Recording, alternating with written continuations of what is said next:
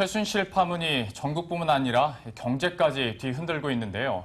이에 대한 우려가 커지면서 금융당국이 긴급회의를 갖고 비상 시스템으로 전환하기로 결정했습니다. 그만큼 상황이 심각하다는 반증이기도 합니다. 좀 더 자세한 내용은 경제금융부 이수연 기자와 이야기 나눠보겠습니다.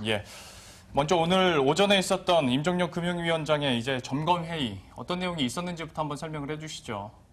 네, 오늘 오전 금융위와 금감원 합동으로 열린 회의에서 임종용 금융위원장은 우리 경제와 금융시장을 살얼음판에 빗대면서 최근 대내외 여건에 대한 우려를 표시했습니다.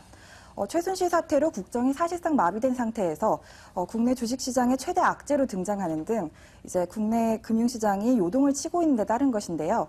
금융당국은 금융시장의 불안이 확산되지 않도록 오늘부터 비상대응 체제로 전환하겠다고 밝혔습니다. 임종용 금융위원장의 발언 내용 함께 들어보시겠습니다. 모든 국내 금융시장 상황을 빠짐없이 24시간 모니터링할 것입니다. 아울러 필요시에는 이미 마련된 컨티전시 플랜에 따라서 시장 안정화 조치를 한치의 머뭇거림 없이 즉시 시행해 나갈 것입니다. 네, 그런데 사실 또 하나의 시장의 변수로 등장한 것이 미국의 대선입니다. 이와 관련해서도 짚어봐야 할 것 같은데 어떤 전망이나 움직임들이 좀 포착되고 있나요? 네, 현지 시각으로 8일 결정되는 미국 대선에도 많은 관심이 모이고 있습니다. 클린턴 민주당 후보와 트럼프 공화당 후보의 지지율이 시시때때로 변하면서 결과를 예측하기 어려운 상황인데요.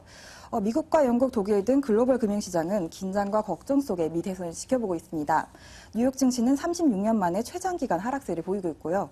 트럼프가 당선되는 일명 트럼프 리스크는 브렉시트보다도 충격이 클 것으로 전망되고 있습니다. 환율 시장이 요동칠 것에 대비해야 하는 그 금융시장 역시 굉장히 긴장하고 있습니다. 국내에선 힐러리가 당선되면 증시가 회복하고 트럼프가 당선되면 급락할 것이라는 인식이 지배적인 가운데 의외의 의견도 나오고 있습니다. 일각에선 이미 트럼프 리스크가 글로벌 증시에 지난달 중순 이후 반영됐다는 시각도 존재합니다. 이경민 대신증권연구원은 트럼프 당선으로 인한 금융시장 충격은 미국 금리 인상 시점이 후퇴하는 변수가 될 수 있다고 설명했습니다. 이렇게 대내외적인 불안 요인이 있다 보니까 역시 오늘 오전에 긴급 점검 회의를 갖게 된 거고, 인터뷰 내용을 보니까 임 위원장이 시장 안정화 조치라는 단어를 썼는데 이게 구체적으로 어떤 계획들이 지금 있는 건가요?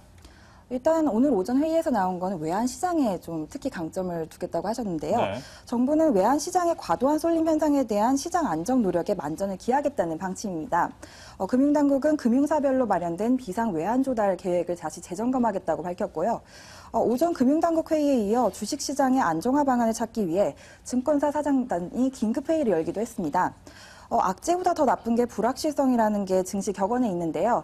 최근 상황은 악재가 불확실성과 혼란을 키우면서 시장을 뒤흔들고 있는 모양새입니다.